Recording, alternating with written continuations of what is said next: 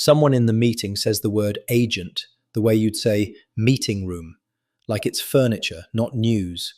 And you nod, the kind of nod you're good at after years of managing people you couldn't watch every minute of. You've been nodding for a few weeks now, because everyone else at the table seems to already have the definition, and asking for it out loud feels like admitting you've fallen behind on something you shouldn't have.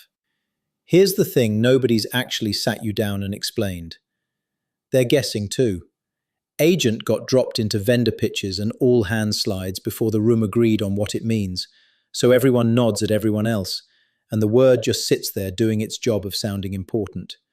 So let's fix that properly, because it really is one sentence. A chatbot answers a question while you watch.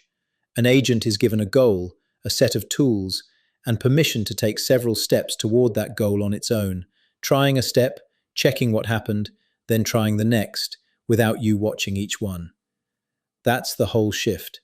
Not smarter, not scarier, just unsupervised. Everything else people say about agents is decoration sitting on top of that one idea: goal, tools, permission to act alone.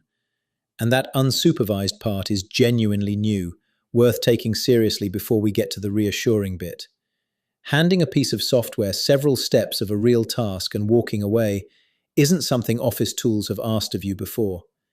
It doesn't always land either.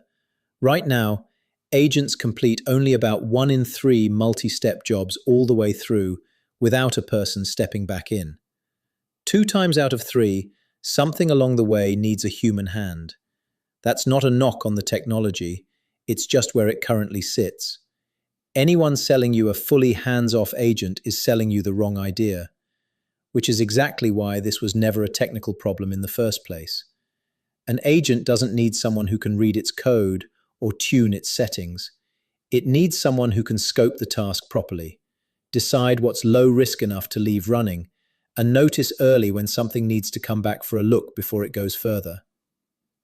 Say that sentence again slowly, and you'll recognize it. That's not an IT job. That's the job you've already been doing with every new hire and every graduate you've handed something to and half trusted with the rest. Picture a Gold Coast operations manager running supplier relationships for a mid-sized logistics firm. Her co-pilot license quietly switches on an agent for supplier follow-ups, nudging overdue invoices, flagging late deliveries, and she gets asked to own it. She's never configured a model in her life. Doesn't matter. What she already knows, from years of managing people, is that the real job isn't learning a settings menu. It's setting boundaries. Which follow-ups can go out without asking, which ones get held for her eyes first, and what counts as a flag serious enough to escalate straight away. She isn't doing anything different to what she's always done. She's doing it to a new kind of worker.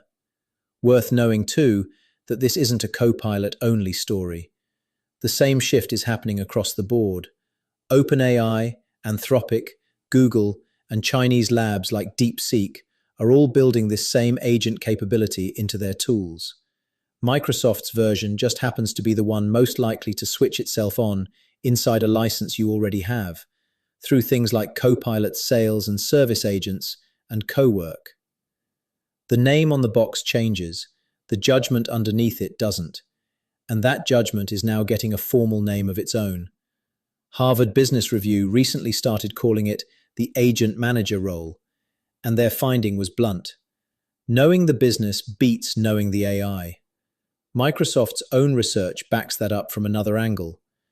When they looked at what determines whether AI delivers value inside a company, factors like culture, manager support, and how well people are set up to use it, accounted for about 2/3 of the outcome. 2/3. Not the model or the settings, the people managing it. So here's the one thing worth changing about how you check in on an agent's work this week, whichever tool it happens to be running in. Ask it the same 2 questions you'd ask a new team member handling something unsupervised for the first time. What did you decide on your own today, and what should have come to me? 2 questions.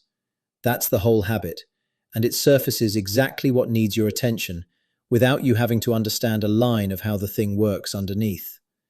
Next time someone in that meeting drops the word agent like it's furniture, You won't be nodding along. You'll know exactly what it means. You'll know where it still trips over its own feet.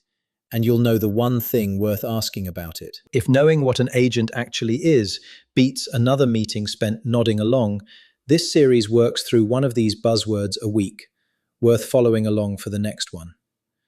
And if this one landed, a like helps more people find it.